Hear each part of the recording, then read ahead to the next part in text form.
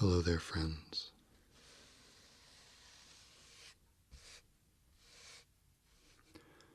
Welcome back.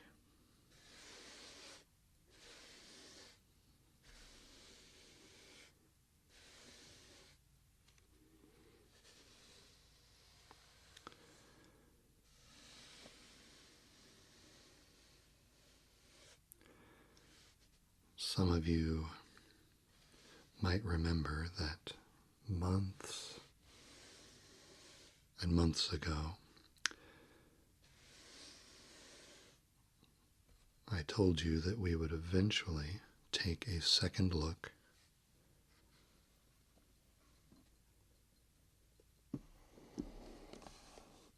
at this box.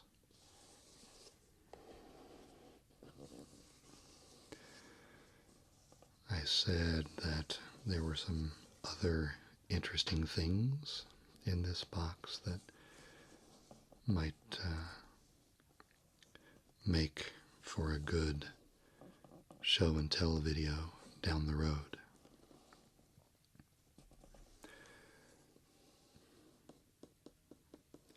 My very first video was about a pocket watch, and I thought, well, a year has passed. Maybe it would be a good time to check out what else might be in this box. There are some other, even older items in here that maybe we could spend a few minutes looking at together.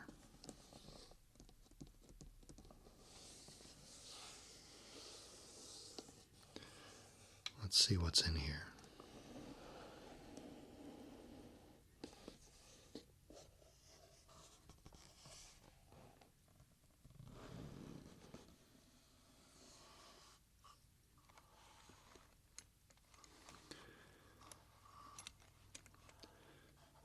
There's a couple of old gas lamp ASMR doodads in here. Remember the keys?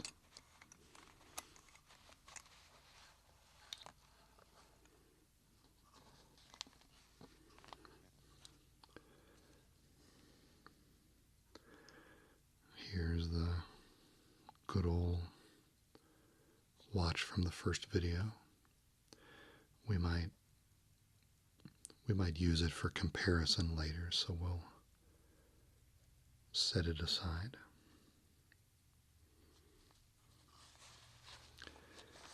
We've got a few mysterious items in bags.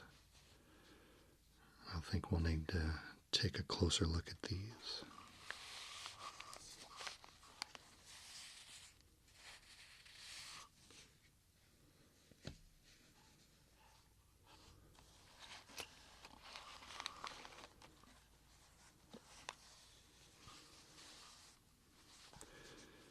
These old watches are very heavy in the hand. They're very dense. They feel very satisfying to hold.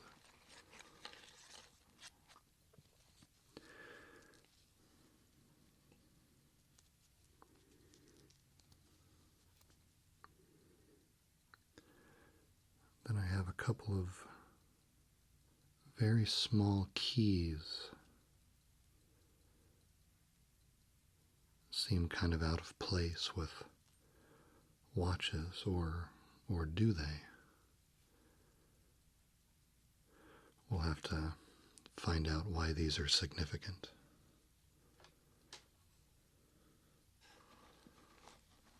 And here's another watch.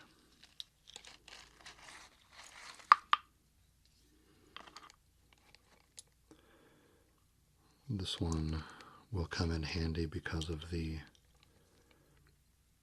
T-bar chain that it's attached to. So we'll take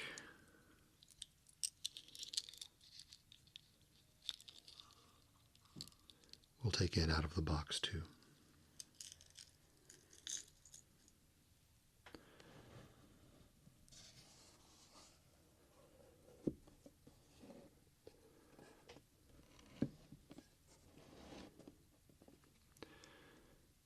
that should do for today.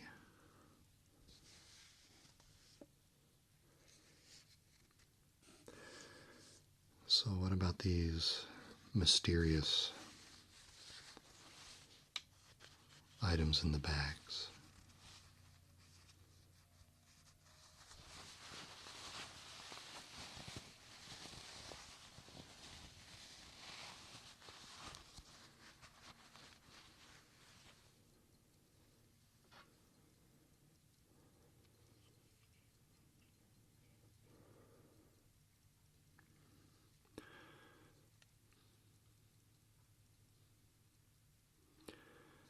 Clearly an old pocket watch. It's in one of those cases that has a lid, a hinged lid over the dial of the watch. This is called a hunter case, or a hunter style case. A push of the little button up here at the pendant should reveal, assuming I'm holding the watch the right way,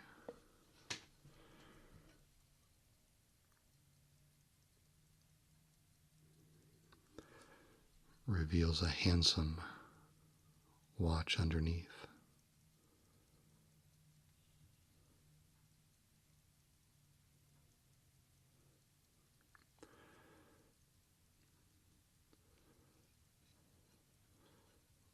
So there's one.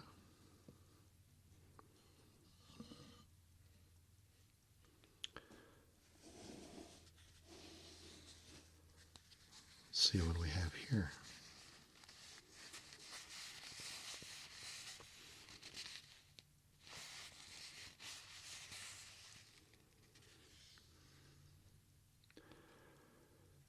This is a gold colored case.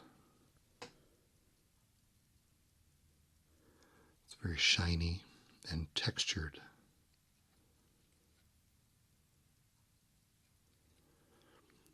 Same as the first watch. This is a hunter style case. It has the door or the lid. And it reveals this watch.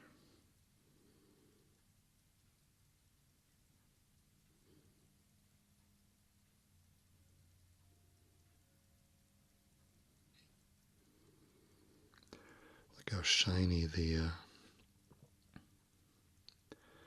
backside of that hinged door is. It's almost hard to get a good shot of it on camera because it's so reflective.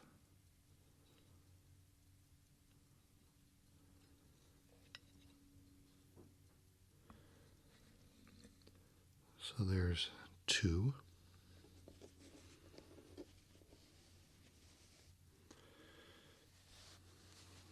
And what about this last one?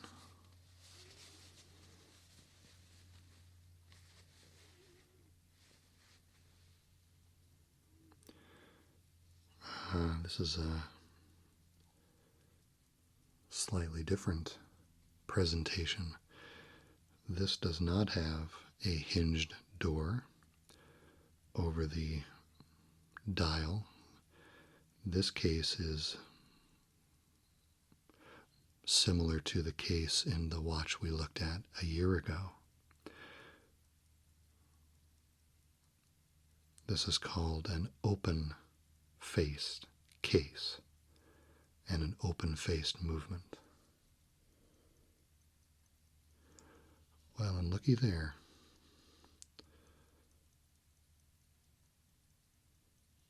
This watch is running.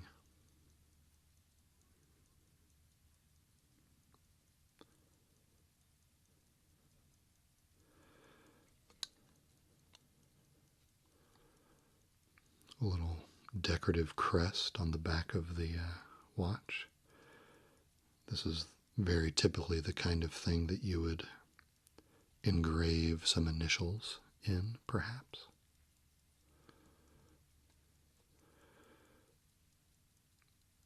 But this watch is running.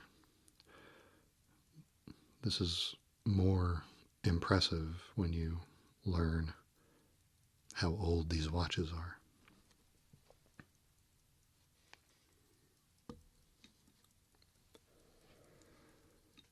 So here we are.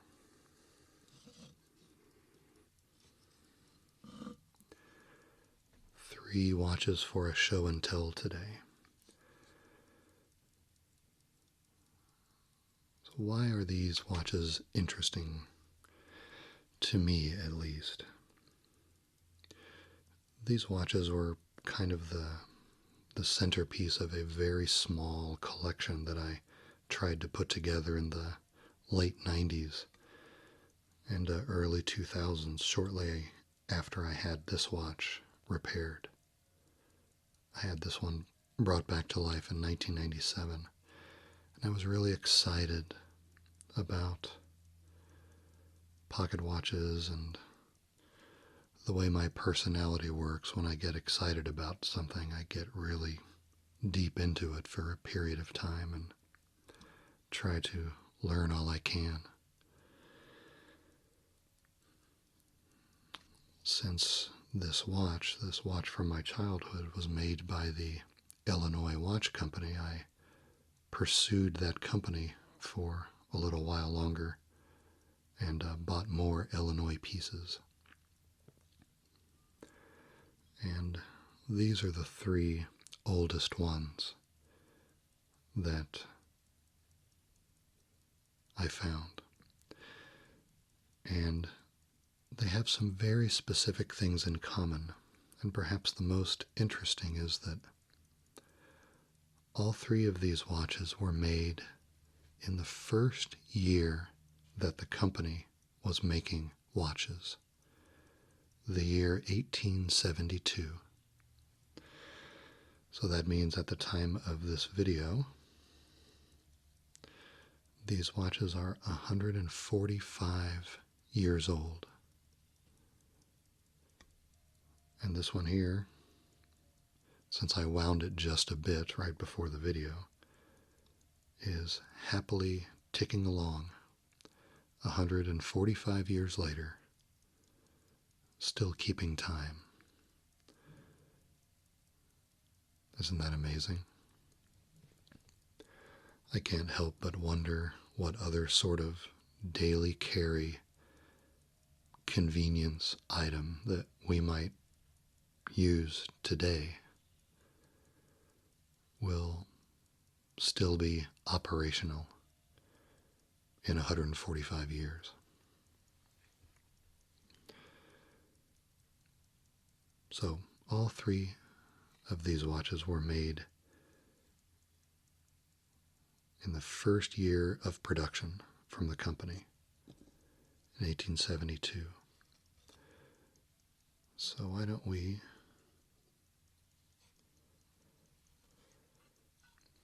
take one of them and give it a little closer look.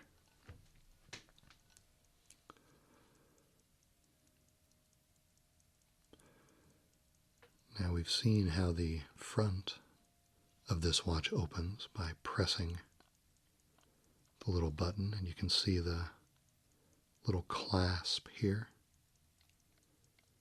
go in and out. That's what catches the lip of the lid. If you really want to impress a watch collector, though, if you're ever handling a hunter style case like this, here's a tip. Here's a no-no. When you're ready to close the lid, never just snap it closed like you see them do in the movies.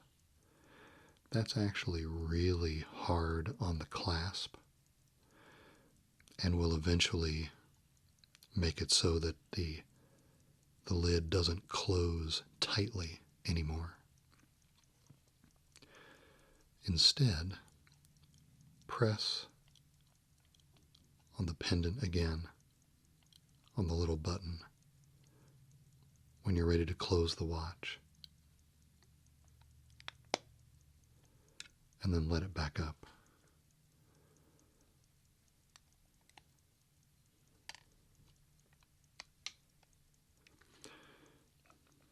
That reduces the wear on the clasp mechanism quite a bit. The back of this case is very simple, and it does not have a clasp. Instead, you look around the edge for a little raised lip, which we see right here. We put our thumbnail underneath.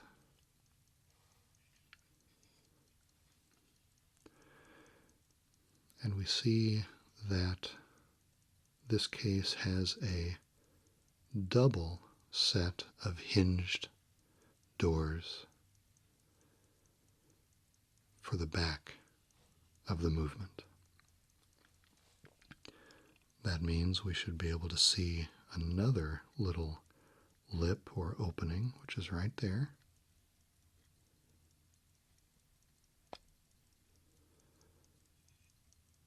That we can open to finally get a look at the movement itself.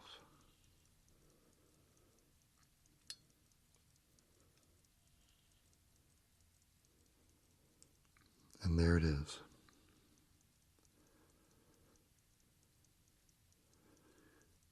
If we position it just so,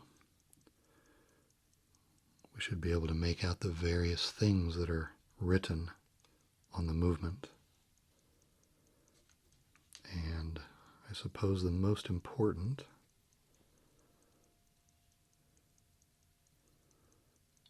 is what we see here. That's the word Mason. And Mason is the model, I guess you could say, of this particular movement. This company made 6 different movements in its first year. And of course, those 6 movements, ranged from inexpensive to much more expensive. And the Mason was the entry-level model in the line. This was a 7-jeweled watch. And it was named after Charles Mason, who was the first foreman of the escapement room for the Illinois Watch Company. It was called the Springfield Watch Company at that time. You can see Springfield, Illinois here. You can see a serial number 995 on the movement there.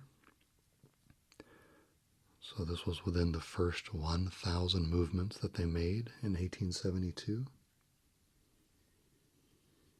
They made a little less than 4,000 movements in that first year. And then there's some words here that say Courier's patent. Courier is another gentleman that we'll talk about in a minute.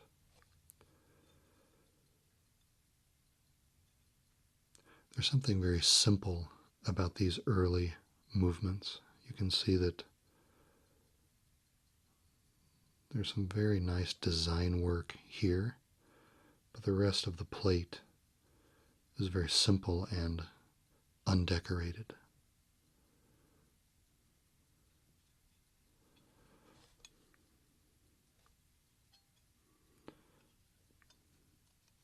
Why don't we take a look at the backs of the other two movements.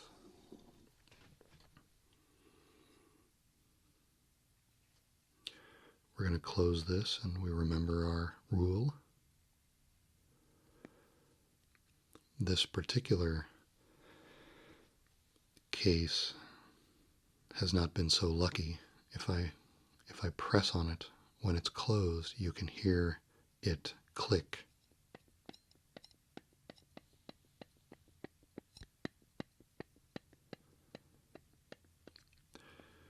This Hunter case does not close tightly anymore because its clasp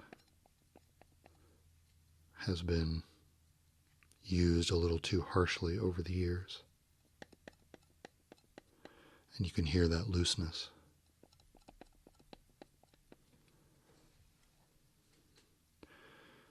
But if we turn it over and look for, there it is.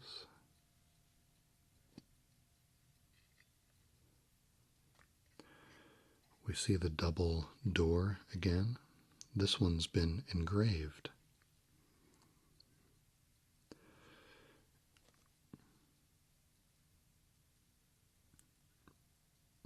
It's been engraved with the name Reverend Frederick J. Weber.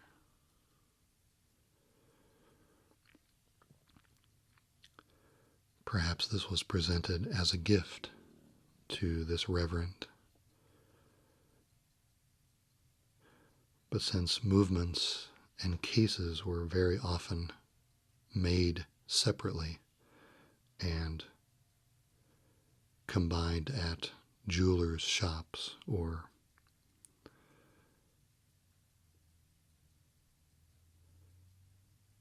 distributors, jobbers, they call them sometimes. There's really no way to tell whether this Frederick Weber was presented this way back then in 1872 or decades and decades later, but it is exactly the kind of thing that we love to see here on this channel, isn't it? Gets the imagination going. So let's see.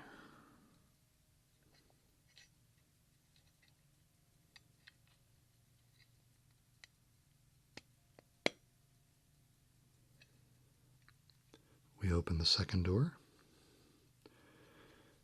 and what do we see?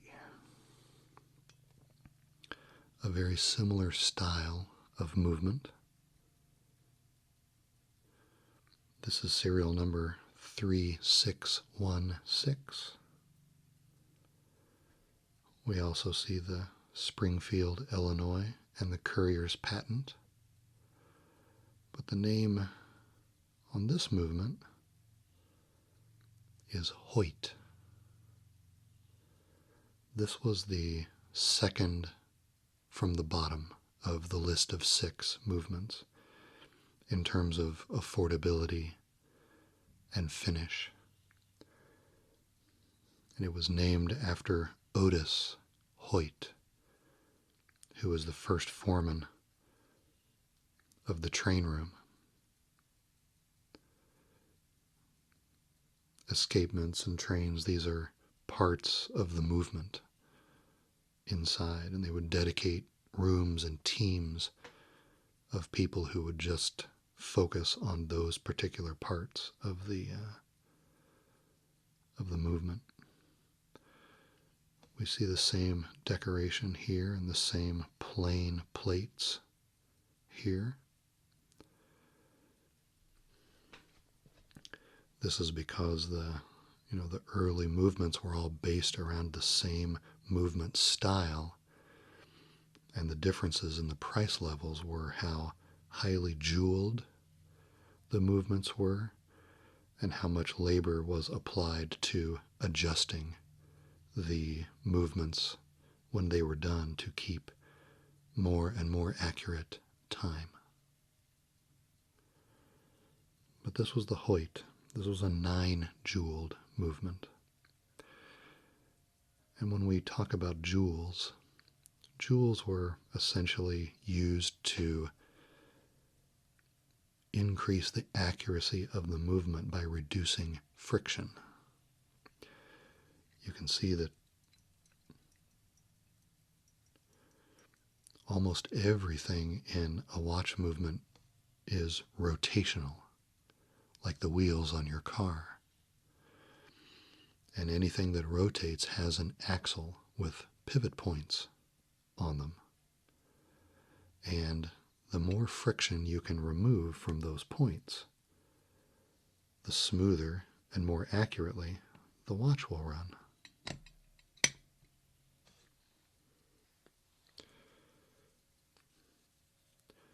So if the handle of my trusty brush here was an axle that is rotating, and my finger is the stop, and I'm rotating against my finger like this, there's some friction between the end of this axle and my finger.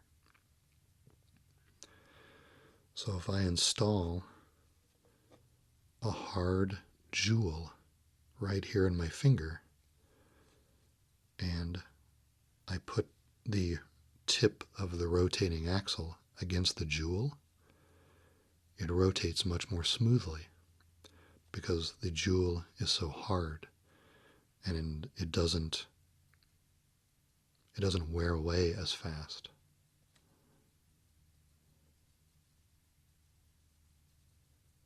And the more of those kinds of jewels that you put in a movement, the better and better it runs. So that's what makes a 15 joule or a 23 joule movement a more accurate and ultimately more expensive timepiece than a 7 joule. That and the labor that goes into fully adjusting a highly jeweled movement.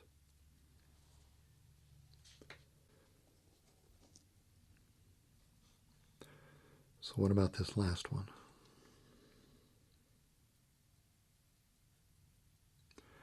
The dial says Springfield Watch Company. That was the first name of the company. This is an open-faced case, like we talked before. So what about the back? Well, this case throws us a bit of a curveball because it has a latch mechanism that's used to open the back, similar to a hunter case.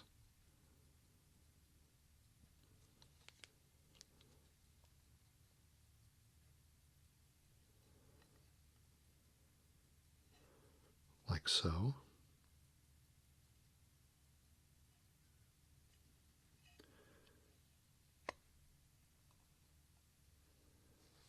And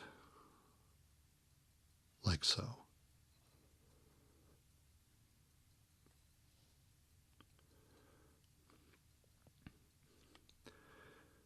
Trying to get the light just right so you can see that name. There we go. So this is the Courier Movement, and this was the third in line from the bottom. This is serial number 1270. Again, the movement is the same model as before, although the Courier is an 11 jeweled movement. This movement was named after Daniel Courier, who was the first foreman of the finishing room at the company. You can see the Springfield, Illinois again, but now we see the Courier's patent in an actual Courier model watch. Daniel Courier was responsible for some improvements that the Illinois company incorporated into their early movements. If I understand correctly, the main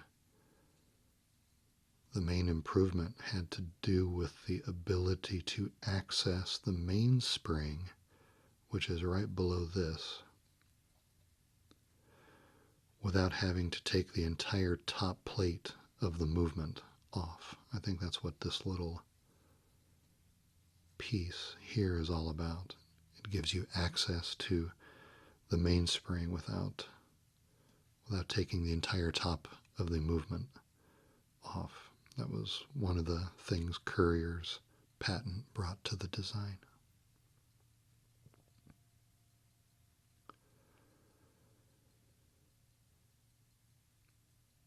Very simple but complicated at the same time. Simple in adornment but complicated in mechanism.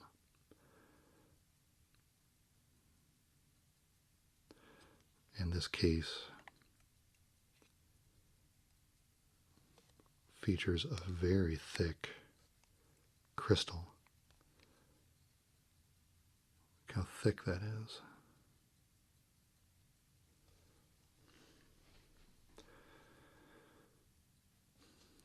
So you can see we have two different styles of cases here. The hunter style that we have here, and the open face style. One interesting thing to point out is that this difference is not just a difference in the style of case, but there's a difference in the movement as well.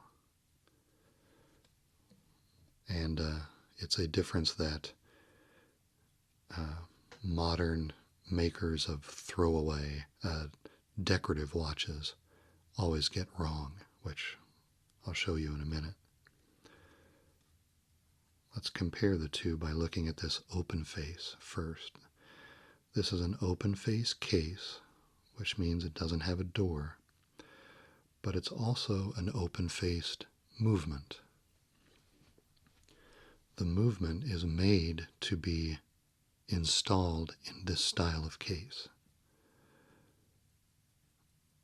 And when we talk about that, what we're talking about is where the position of the stem is in relation to the numbers on the dial. You can see here the stem is at the 12 o'clock position, which might seem pretty traditional. This is the open face configuration. So, what does that mean for our hunter cases?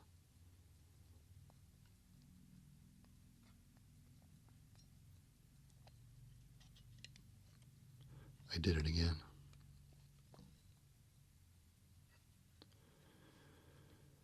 Well, looky here. This is a hunter case with a hunter movement. And the difference is that the stem or the pendant is at the 3 o'clock position of the dial, not the 12 o'clock position. So why would they make the movement different? Actually construct the movement differently just because of the case style that it was intended for. Well, once you hold one of these in your hand and use it, it becomes apparent. When you flip open the lid of a hunter-style case, you're holding it in your hand with your thumb at the pendant. And when you open that case, you want the watch to be in an upright and readable configuration, right? You want the 12 to be at the top when you open the watch to read it. Which means if you're holding it in your hand with your thumb at the pendant here, the pendant needs to be at the 3 o'clock position in order for the watch to be conveniently readable, right? That's why hunter movements are made this way.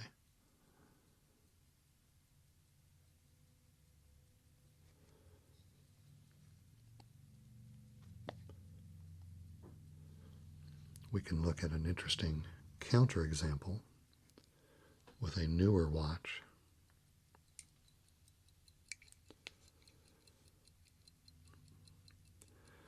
This is a Burlington Special that was also made by the Illinois company. You see anything wrong with this? This is an open-faced case, but if I hold it with the pendant at the top, the dial isn't right. That's because this is a hunter movement that's been installed into an open face case. So it doesn't have a lid, but the pendant's at the 3.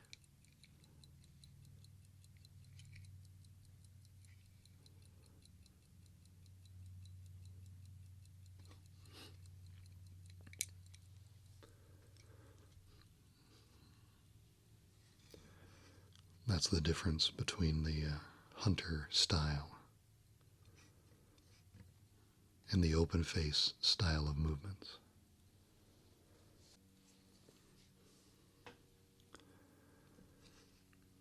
Are you still wondering about those little keys?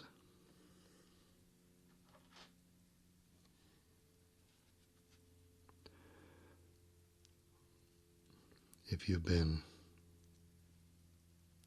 looking closely and have your thinking cap on, you might have figured these out already.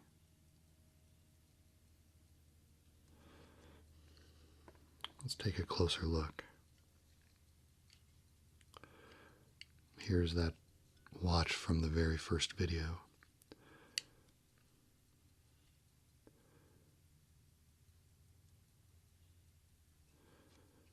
And this watch winds from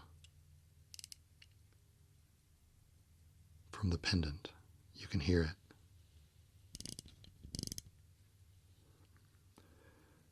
And with our modern sensibility, this is very much what we would expect, right? We would expect to be able to wind the watch from the pendant. If you're a modern wristwatch wearer, you would also expect to be able to set the watch from the pendant as well, right? You'd expect to be able to pull this out to a second position and then set the watch. And watches that were made much, much later than this were of exactly that style. But you can imagine that it takes more complicated gearing and more finesse in the design to be able to have a contraption out here that controls all the stuff on the inside. For example, you cannot set this watch the way I just described. This is a lever set watch, and it is set with the aid of a lever.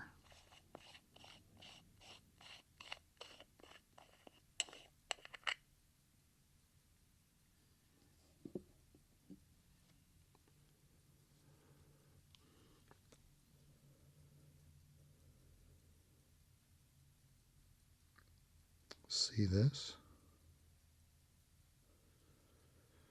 If I catch this with my nail,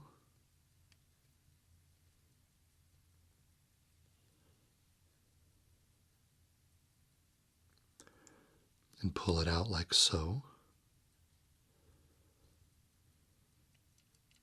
then when I turn at the top, I have engaged the gears that are necessary for setting the watch. When I push this back,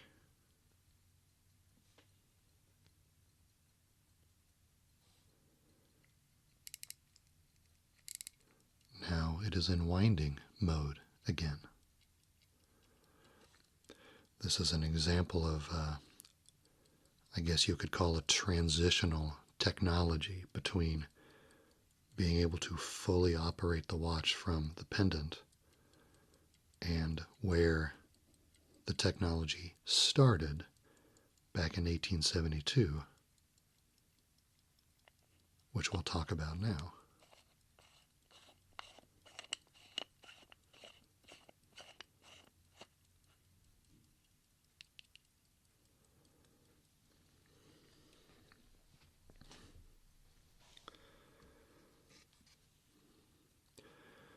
Well, back in 1872, they had not yet figured out how to do winding and setting completely from the pendant. In fact, they had not figured out even how to do setting from the pendant. Now, winding and setting on these first Illinois watches were done in a much more old school,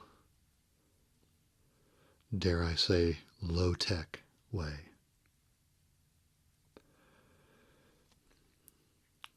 You might not have noticed yet because we haven't opened any of these, but all of these cases also open on the front.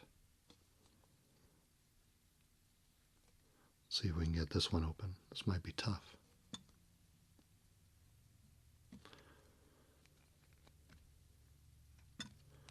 Wow, that one might not open for us. That one clearly didn't understand that I was shooting a video today.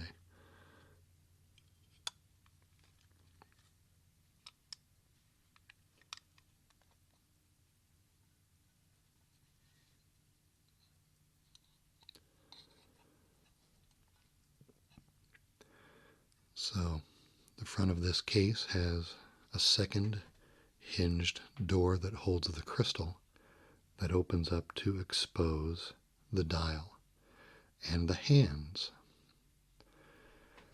And if we look closely at the center of the dial where the hands attach, what do we see?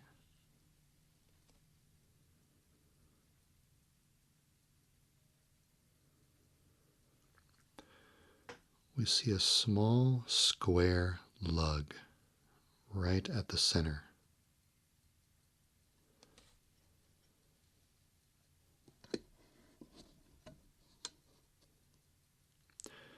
Now let's take a closer look at these mystery keys.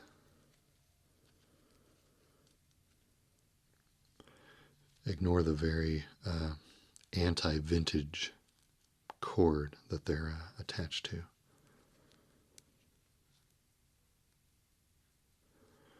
They're made of metal, they're very small, and they have a square hole in the end.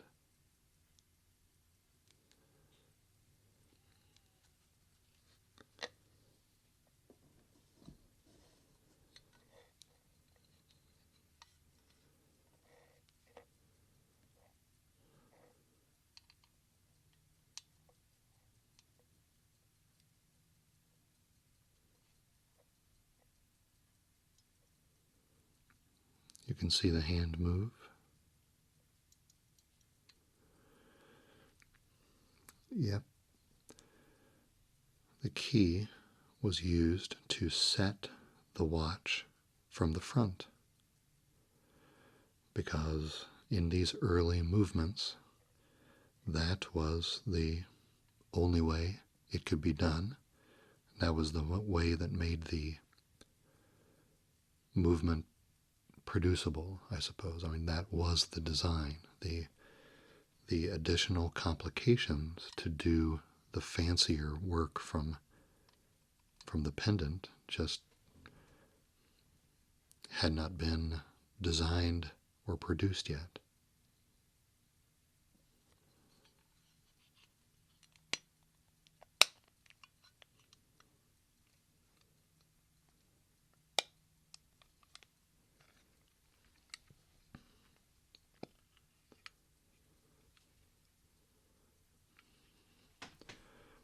So that brings us to these double doors in the back. You probably noticed that the inner door that protects the movement has a hole in it. And that hole is positioned right above this little lug, as you might have guessed. This little lug is the mainspring winder. It's square, just like the keys. And the inner door has a hole so that the owner could wind the watch through this hole without opening the inner lid and exposing the movement.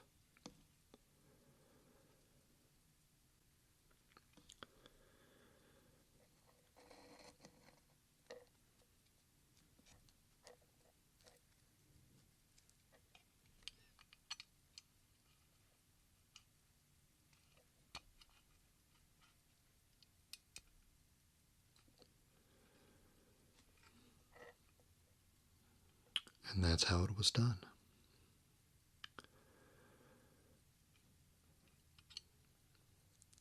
You needed a key to set these watches, and you needed a key to wind the watches. So these movements were called key wind, key set movements. And that is one of the most interesting things to me about these old movements, the fact that they needed an accessory.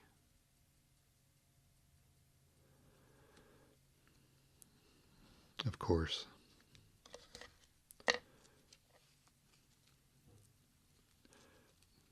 the way my brain works, that immediately leads me to a whole new question. If you needed an accessory like this just to operate your watch, then you'd better not lose these, right? They're so small.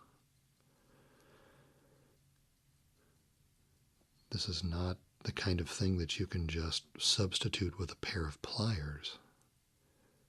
It's a very specialized and small tool. What if you lost them?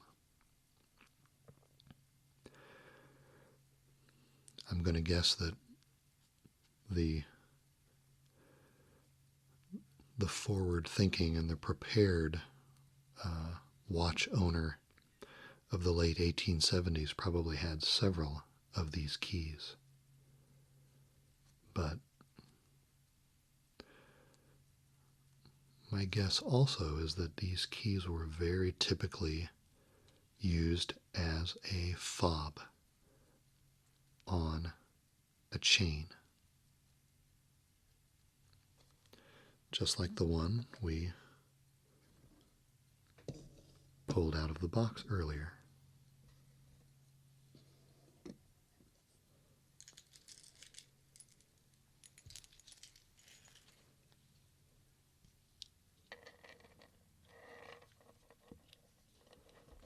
Let's see what we have here.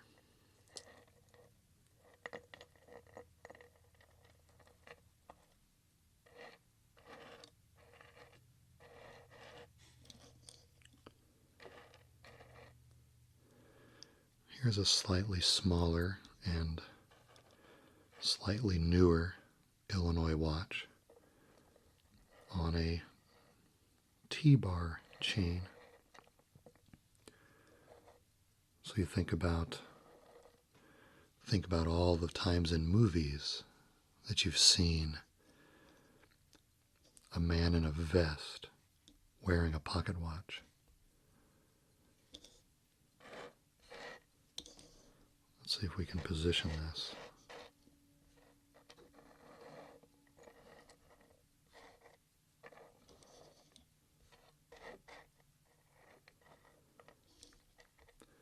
So with a man in a vest wearing a chain, the watch would be in one of the vest pockets. The T-bar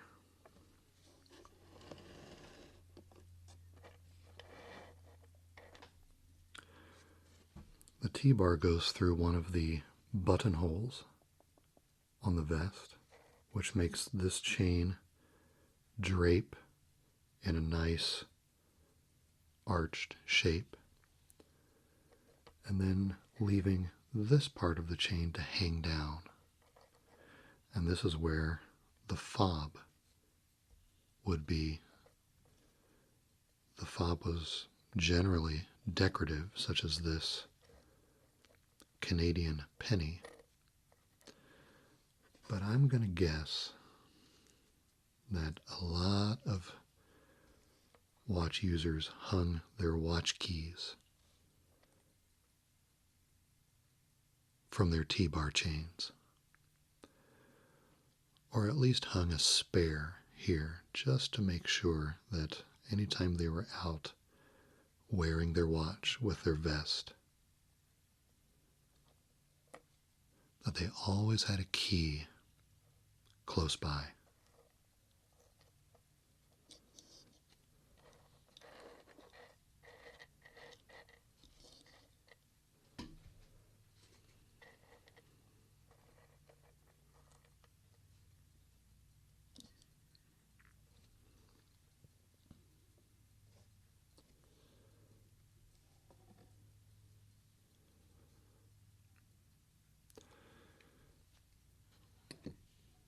Last thing I would like to look at.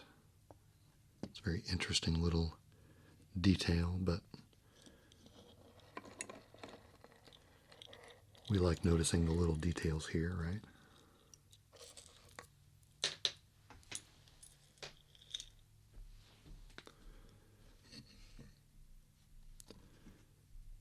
Sometimes dials get damaged, and sometimes they can be repaired.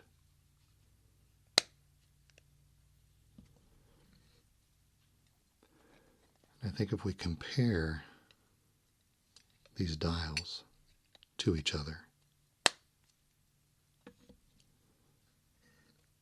we might notice something interesting. I want you to look at the style of the seconds subdial on this old face. Remember that these were, back in this day, these were hand painted on enamel and then fired in a kiln. See how the style of the numbers and the ring just seems to match the style of the rest of the dial. Same thing with this one. Everything just seems correct. They look like they belong together, right?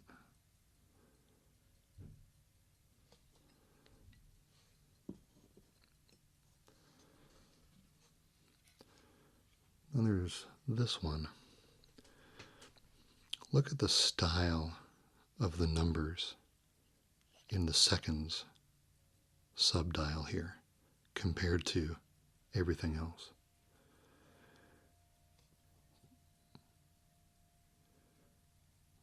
They're not painted like the other ones at all. The numbers are very large, plus they're faded.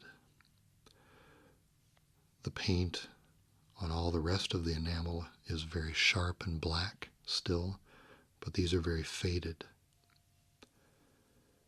I strongly suspect that this subdial has been replaced at some point in the past, Perhaps there was a crack or some other issue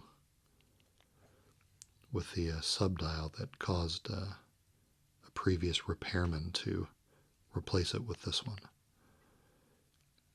It maintains its functionality, but if you are very sensitive to the visual aesthetic at all, it's a little bit,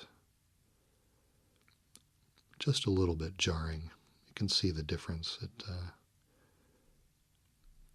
It definitely doesn't look like it's at home on the rest of the style. But just an interesting little detail.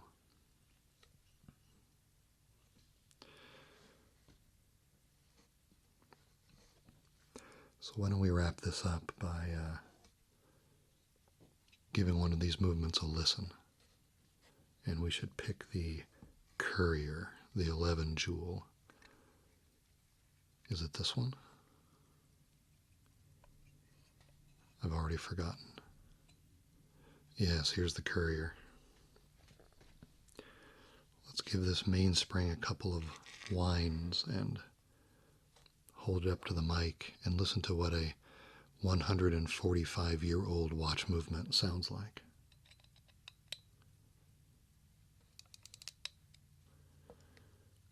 I think one key fits a little better than the other.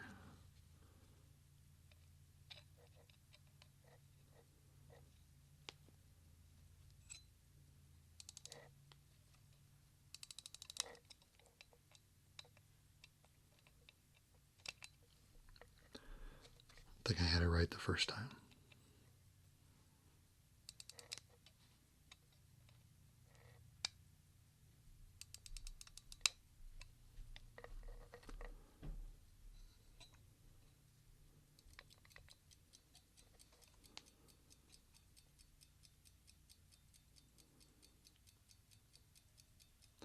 There she goes.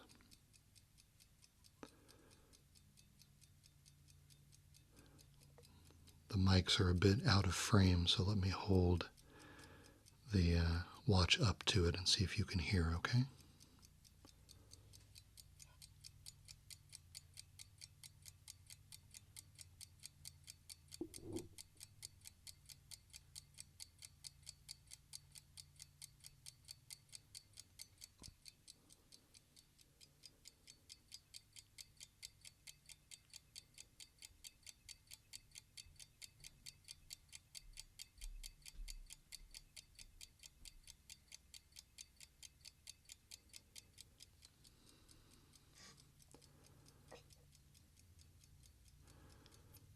And there we have it.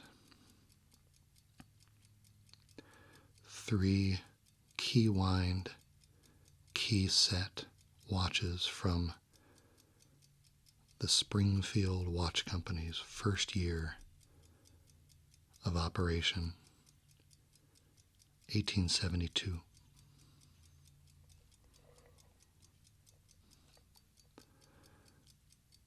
Thanks so much for being with me at the beginning of our second year together.